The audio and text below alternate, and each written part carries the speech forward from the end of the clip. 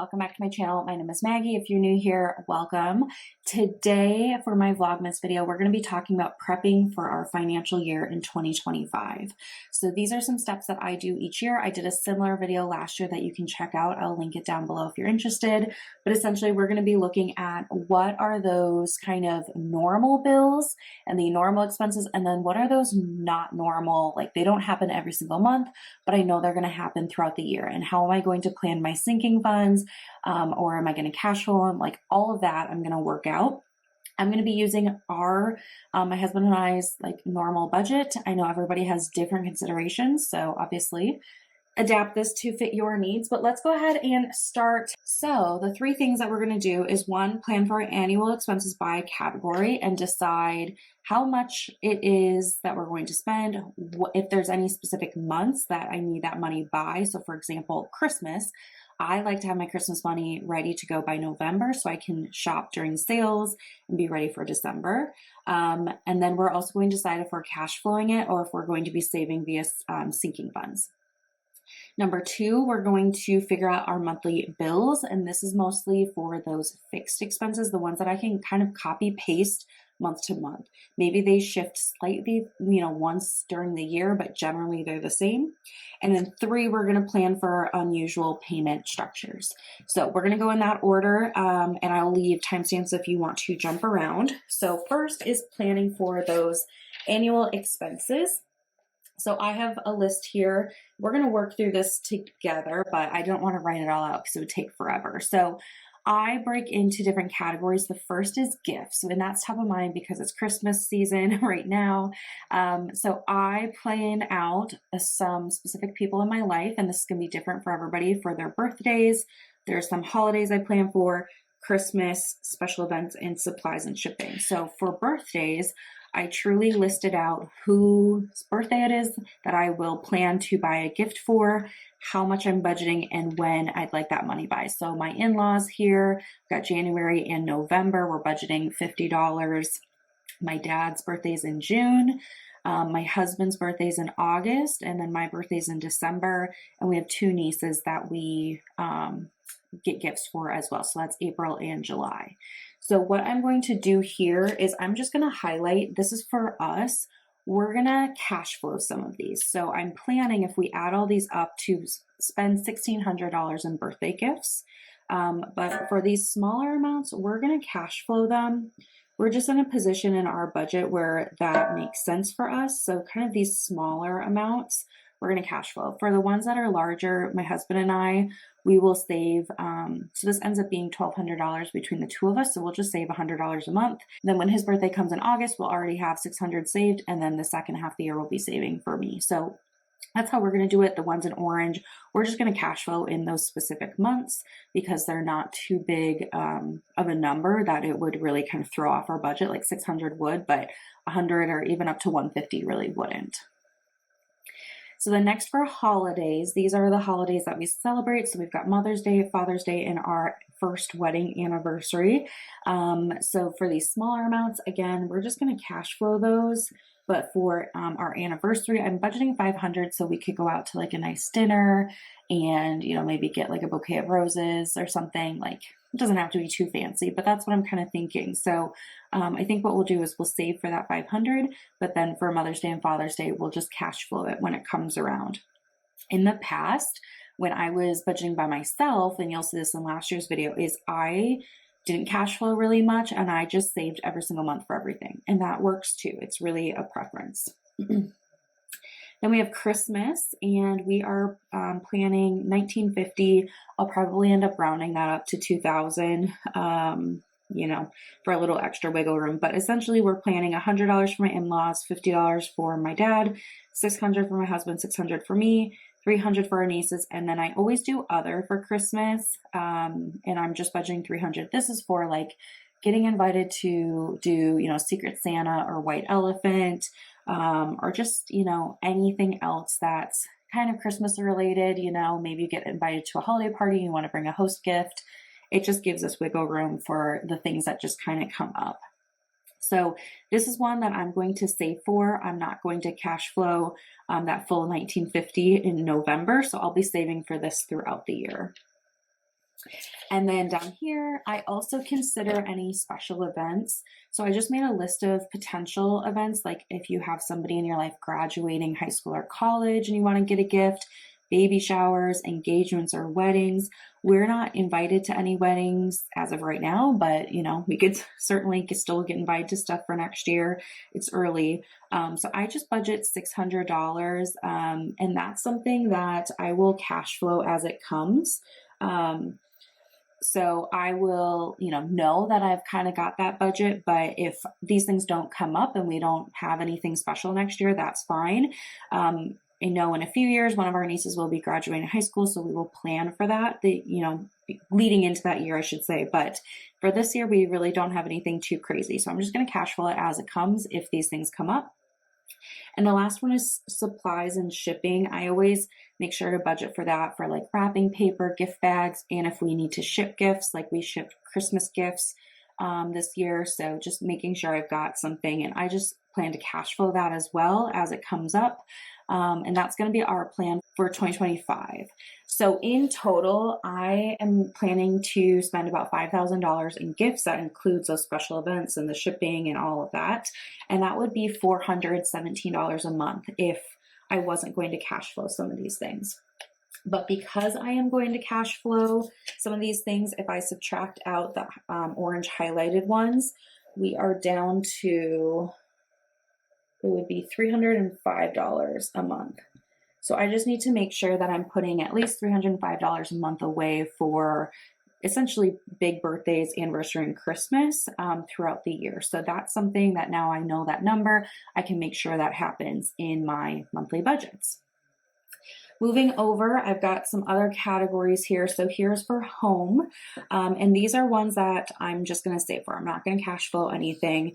But for us, we have two homes. We have a home in the city, which is the suburbs of Minneapolis, and one at the lake, which is where we primarily live in northern Minnesota.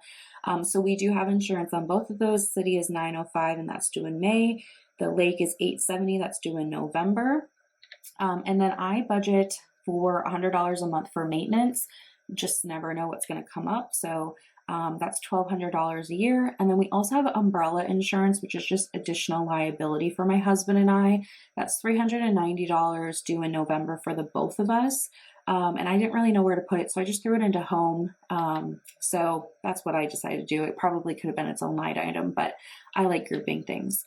So for home, I need to make sure I save $3,365 during the year. That ends up being about $281 a month. So I will be making sure that I've got $281 each month going towards home so that I can pay for these different things. The nice thing with home maintenance is we budget $100 a month and it builds up. So we might not have a lot of maintenance things this year, but we'll save $1,200. And then going into next year, let's say, a really big thing comes up and it's closer to $2,000, we'll already have this $1,200 started. So even if we don't spend it all this month, it's still a good habit to save for our homes. And considering we have two homes, something's going to need something. It just always works that way. Next, we have cars. So my husband and I both have vehicles. I have a small SUV. My husband has a pickup truck. So we are budgeting for oil changes, about $400 between the two of us.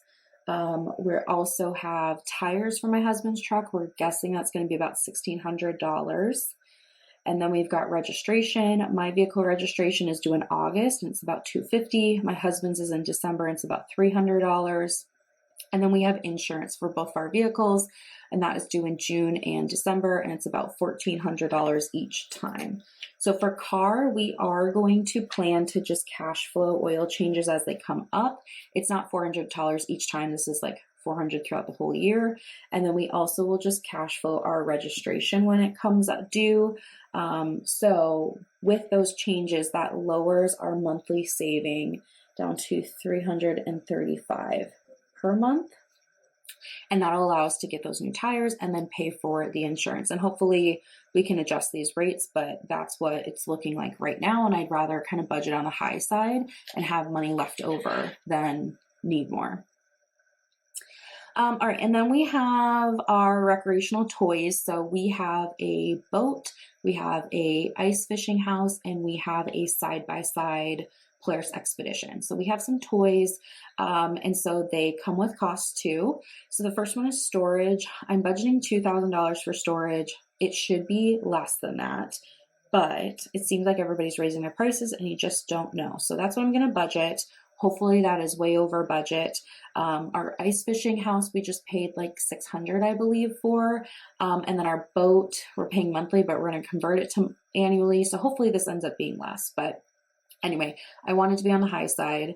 We do have insurance just for any liability coverage, and that's due in November. It's $515.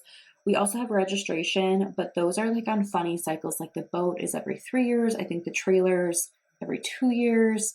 Like I can't keep track of when things are due right now. I just look at it, as they come due and what the stickers say. So I'm budgeting $500. We might not need it all. And then I am going to budget $1,000 for maintenance between those three toys, the boat, the side-by-side, and the ice fishing house. Something's going to wind up needing, something. So I'm not going to plan to cash flow anything. We'll just save for it because this is kind of like home where if we're under budget in total, I'm just going to keep rolling it because eventually there's going to be a big maintenance cost. So this will end up being $335 a month roughly. And then the last big one that I plan for is memberships. So these are pretty much all going to be cash flowed. So I've got Amazon Prime, which for us is due in December. I budget $150 because with taxes, it's we do get Peacock annually during Black Friday. It's about $25 for the whole year, which is great. And then we have a eye scanner app on our phones that we actually use a lot. So it's $25 due in July, and then Canva is $120 that's due in June. And then we do have some credit cards that we do pay fees on, but the truth is we have a Delta card and we have a Marriott card. And they have been worth their weight in gold. We've gotten so many free trips. We get to go into the Delta Lounge and have free lunch and drinks and all of that stuff when we travel. It truly does end up saving us money. So for our credit cards, we're budgeting about $1,000 for all those annual fees and dues and whatnot. They kind of have various dates, but for us, it is worth it. We have saved well over that each year. So with bringing these items in the orange out as cash flow items, it truly just becomes about $1,000 that we need to save for, which is down to $84 per month. Again, this is how we're doing it. If you don't want to cash flow anything, don't cash flow anything.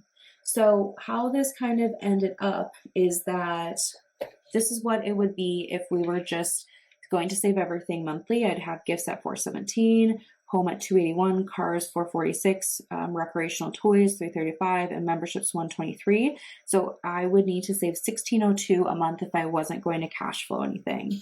But because I'm going to cash flow, these numbers have changed a little bit. So home is still $281. Cars is now $335, $35, and $84. And I need to do that math super quick. So that comes down to $1,360 per month that I need to save and make sure I have money accounted for so that I have money for all of these things that aren't going to be cash flowed.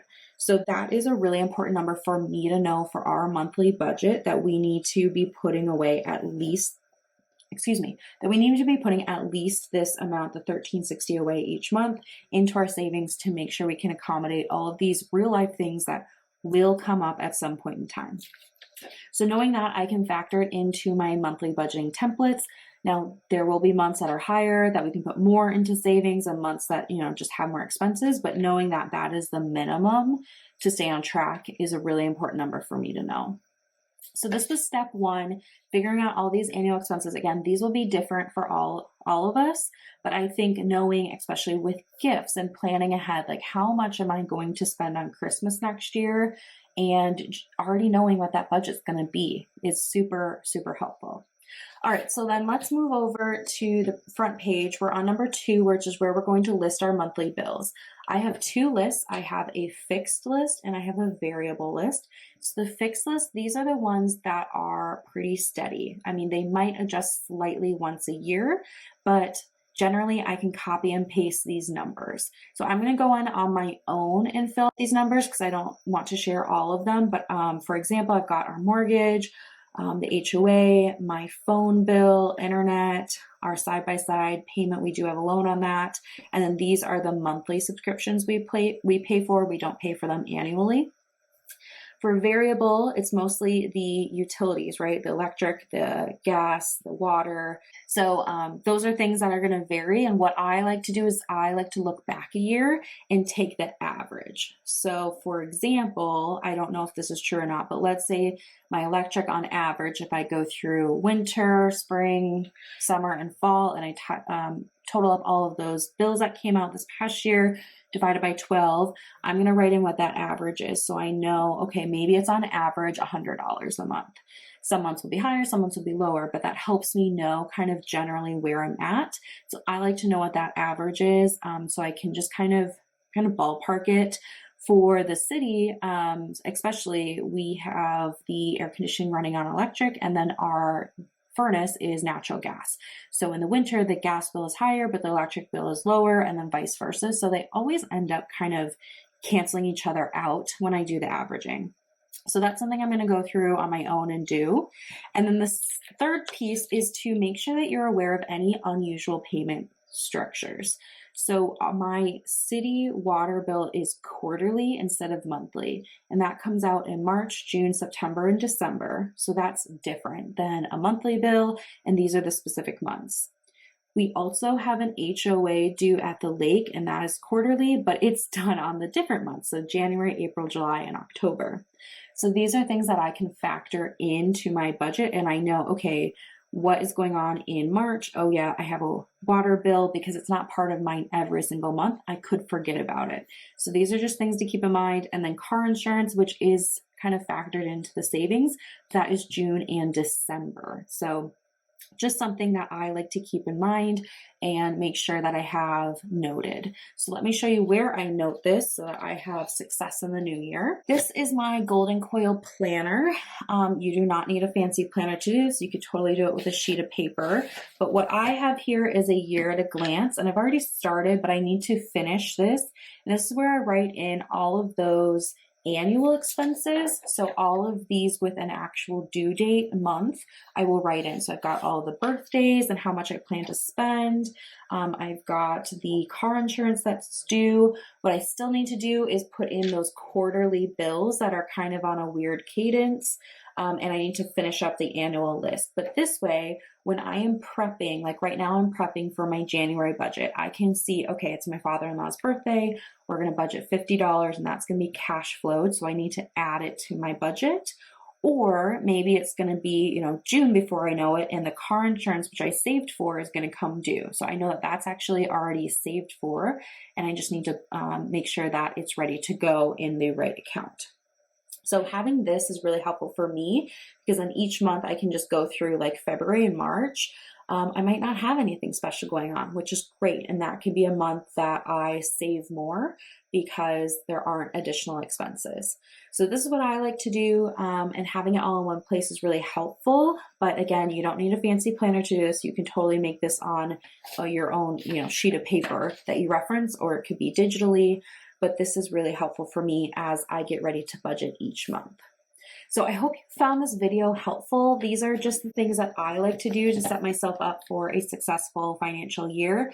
For me, having kind of the groundwork of what my monthly budgets is going to look like then allows me to see how much extra I have to put towards paying off our side-by-side, to investing, to the other financial goals that my husband and I share. So I hope you enjoyed this video. Let me know what you do to prep for the new year with your financial life. I'd love to hear any tips or tricks that you have. And that is all I have for you. So thank you so much for watching. I really appreciate it. And I'll see you in my next video. Bye.